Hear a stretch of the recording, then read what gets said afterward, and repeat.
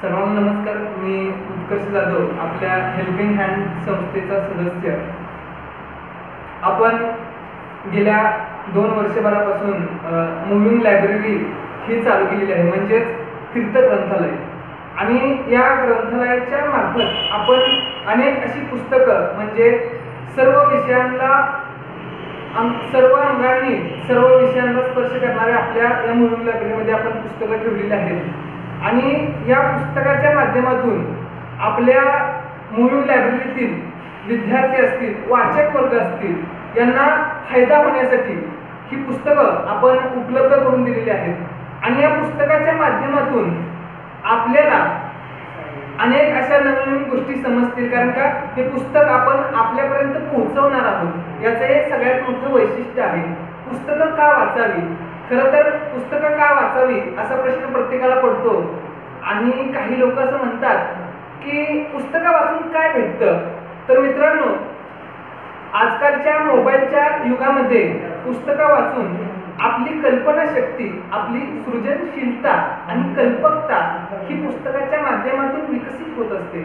आणि विकसित करण्यासाठी आपल्याला शब्दांचं पाठबळ असावं लागतं. शब्द आणि वाचनातून, व्यासंगातून ही गोष्ट घडत असते. आपला व्यक्तिमत्व विकास होत असतो. त्यामुळे पुस्तकं ही वाचली पाहिजेत. अशी अनेक उदाहरणं आहेत की जी पुस्तकातून सावरली आहेत. एका ठिकाणी एक तरुण दिल्लीच्या प्लॅटफॉर्मवरती ज्यावेळेस त्याच्या मनामध्ये विविध विचार येत होते की आपण आत्महत्या केली पाहिजे, आपण आता आपलं आयुष्य संपवलं पाहिजे, आयुष्यात काही सुद्धा नाही, असा विचार करत असताना एक दिल्लीच्या प्लॅटफॉर्मवरती एक तरुण फिरत होता. बहिणीचं लग्न होतं. मनामध्ये अनेक प्रश्नांचा कल्लोळ होता. काय करावं काय समजत नव्हतं. आणि आत्महत्येचा मार्ग हाच एक तो मार्ग आहे की काय, या प्रश्नाने तो आत्महत्या करण्यासाठी त्या ठिकाणी प्लॅटफॉर्मवर फिरत होता. प्लॅटफॉर्मवर फिरत असताना त्या ठिकाणी त्याच्या मनामध्ये विचार आला की आपल्या बहिणीचं लग्न आहे. आणि असा विचार करत करत रात्रीचे 1:30 वाजले. आणि 1:30 वाजल्यानंतर त्या प्लॅटफॉर्मच्या ठिकाणी एक दुकान होतं. आणि या दुकानामध्ये भगवे वस्त्र घातलेला एक कोणीतरी पुरुष होता. आणि त्या दुकानामध्ये भगवे वस्त्र घातलेला पुरुष, म्हणजे पुस्तकामध्ये ते चित्र त्यांना दिसलं. आणि त्यांचं मन अगदी त्या पुस्तकाकडे आकर्षित झालं. आणि जी किंमत होती त्या किमतीमध्ये त्यांनी ते पुस्तक विकत घेतलं.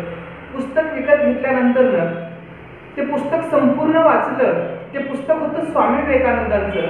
आणि हे पुस्तक वाचल्यानंतर त्या माणसाच्या मनामधील जे सगळे विचार होते, त्याला ज्या आत्महत्या करायची होती, ते सगळे विचार नाहीसे झाले. आणि आयुष्यामध्ये खूप काही आपण करू शकतो आणि आपल्याला अजून खूप काही करायचं आहे असा विश्वास त्याच्या मनामध्ये जागृत झाला. आणि तो पुस्तकामुळे झाला. आणि तो व्यक्ती कोण, तर ते अण्णा हजारे होते. म्हणजे पुस्तकातून अशी माणसं घडत असतात. डॉक्टर बाबासाहेब आंबेडकर हे सुद्धा प्रचंड पुस्तकं वाचायचे. आणि जगामधील स्वतःच्या पुस्तकांसाठी त्यांनी घर उभारलं. म्हणजे पुस्तकासाठी जी विद्वान लोक होती ती पुस्तकं वाचायची आणि पुस्तकाच्या दुनियेमध्ये राहायची. आणि या पुस्तकातून ती घडलेली आहेत. आपण जेवढी लोक बघितली, म्हणजे आत्ताच्या सध्याच्या कालखंडामध्ये बिल गेट्स हे सुद्धा त्यांच्या प्रत्येक अनुयायांना सांगतात की आपण पुस्तकं वाचली पाहिजे. ते दरवर्षी पुस्तकं विकत घेतात. म्हणजे अशी जी मोठी लोक होतात ती पुस्तकातून घडत असतात. पुस्तकं आपल्याला कल्पना आपला विस्तार वाढवतात, आपली सृजनशीलता वाढवतात आणि आपल्याला नवीन कल्पना आपल्या मनामध्ये निर्माण करण्याचं काम करतात. त्यासाठी पुस्तकं आपण वाचली पाहिजे. आणि पुस्तकं वाचली तरच आपण वाचू शकू. कारण का बाबासाहेब आंबेडकर म्हणतातच, वाचाल तर वाचाल. आणि स्वामी समर्थ हे सुद्धा म्हणतात, दिवसा माझी काहीतरी लिहावे, प्रसंगी अखंडित वाचित जावे. आपण वाचनाकडे वळलं पाहिजे. वाचन संस्कृती ही कुठेतरी जोपासली पाहिजे. आणि जोपासली तरच आपण कल्पना करू शकतो, आपला कल्पना विस्तार वाढू शकतो. आणि आपण कल्पना ही आत्ताच्या युगामध्ये आपण जर का बघितलं तर मोबाईल फोनमुळे आपण आपल्या मनामध्ये निर्माण होणाऱ्या कल्पना ह्या